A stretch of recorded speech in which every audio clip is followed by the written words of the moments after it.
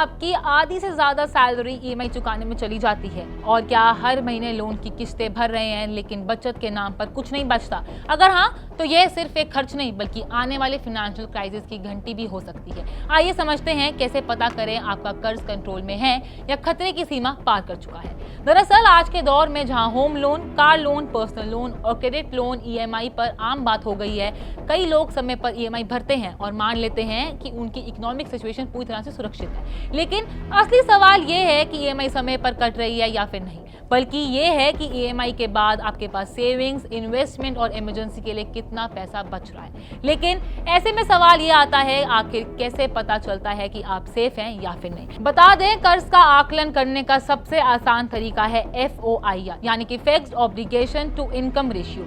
यह बताता है कि आपकी मंथली इनकम का कितना हिस्सा ईएमआई और अन्य फिक्स पेमेंट्स में जा रहा है। इसका फॉर्मूला है FOIR यानी कि कुल मंथली ईएमआई को आप मंथली इनकम से डिवाइड करेंगे और उसमें 100 गुना। अब इस एक उदाहरण से समझते हैं।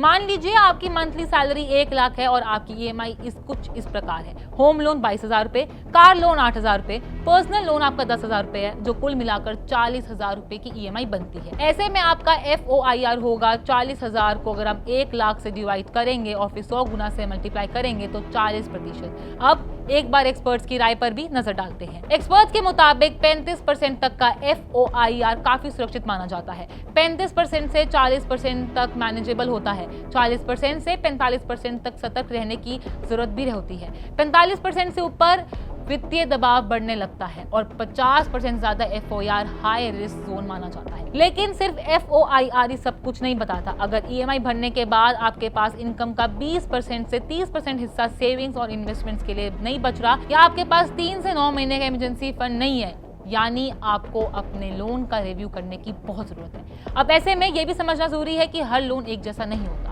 होम लोन और एजुकेशन लोन कंपैरेटिवली कम जोखिम वाले माने जाते हैं क्योंकि उनकी इंटरेस्ट रेट्स कम होती हैं। वहीं पर्सनल लोन, क्रेडिट कार्ड बकाया, बाय नाउ पे लेटर, BNPL और ओवरड्राफ्ट जैसे कर्ज ज्यादा खतरनाक होते हैं क्योंकि इनकी इंटरेस्ट रेट्स काफी ऊंची भी हो सकती है। लेकिन वही अगर आप हर महीने अगर क्रेडिट कार्ड का पूरा भुगतान नहीं कर पा रहे हैं, इमरजेंसी खर्च के लिए नया लोन लेना पड़ रहा है या फिर ईएमआई के बाद बचत शून्य हो चुकी है, तो ये साफ संकेत है कि आपका कर्ज सुरक्षित सीमा के करीब पहुंच रहा है। ऐसे में सबसे पहले महंगे कर्ज चुकाने पर ध्यान दें, सभी ईएमआई को सूची बनाएं, कैश फ्लो ट्रैक करें और जरूरत पड़ने पर डेब्ट कंसोलिडेशन जैसे विकल्पों पर भी विचार करें। आखिर में याद रखें, कई लोन होना अपने आप में समस्या नहीं है। असली समस्या तब शुरू होती है जब कर्ज आपकी फाइनेंशियल फ्रीडम को खत्म करने लगे और हर महीने का कैश फ्लो तनाव में रहने लगे।